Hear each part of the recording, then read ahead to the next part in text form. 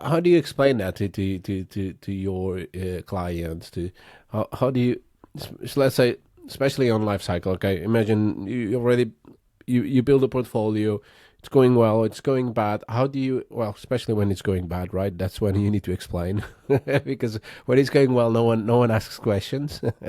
How do you explain those differences on the secondary market versus what you still believe will happen in at maturity Yeah, of the this products? is a good question. This is a very good question. And actually, this happens all the time because of this asymmetry.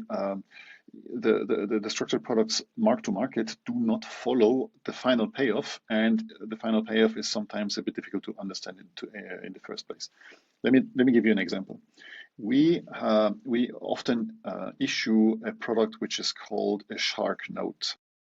So this sounds Hmm. very dangerous, sharks biting hard, but a shark note is actually a capital protected note which participates to the upside, but it has a so-called knockout. And if the knockout occurs, the client loses the participation but gets a rebate. So the payoff is like a shark fin, hence the name. I, Now, yeah.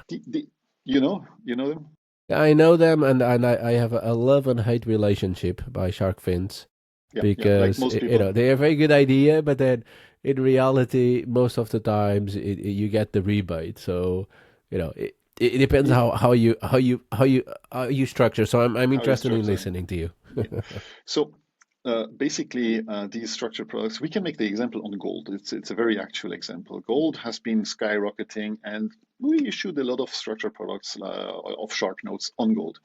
And yes, many of them touched this rebate of this knockout level, and the client got the rebate. Some were not happy. Others said, "Okay, at least I got it." But the thing is that the mark to market of these products is most of the time flat. It doesn't move. Basically, there are two scenarios. Either the market goes down, and then you basically have the price of the product, which tends towards 100, 98, 97, something like this. And if the market goes up, like in gold, you tend towards the rebate of the once the knockout is reached. But you never get to this 100, 120, 125, 130%. There are tricks that you can use in order to mitigate this. For instance, take a shark note on the SMI, the Swiss Market Index, but in quanto dollar. This will give you, for a 2-year maturity, 100% participation and a rebate of 45%, and a knockout at 40 at current Okay. conditions. Meaning that if 140% knockout is reached, the rebate will be 45%. Now this becomes interesting because this is like a stop take profit product.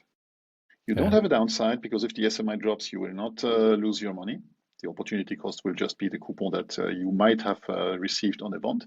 But on the upside, you can go up to 45%. Yeah. And there, Yeah. this becomes a love relationship because there the mark to market tends rapidly towards the rebate. Bit. Yeah. Yeah. Yeah, Because and then, yeah. this is a bit when I mean, we structurers, we see ourselves a little bit like the mechanos of a car. We know how to fine tune the motor, the engine. We know when to brake, when to accelerate, etc., etc.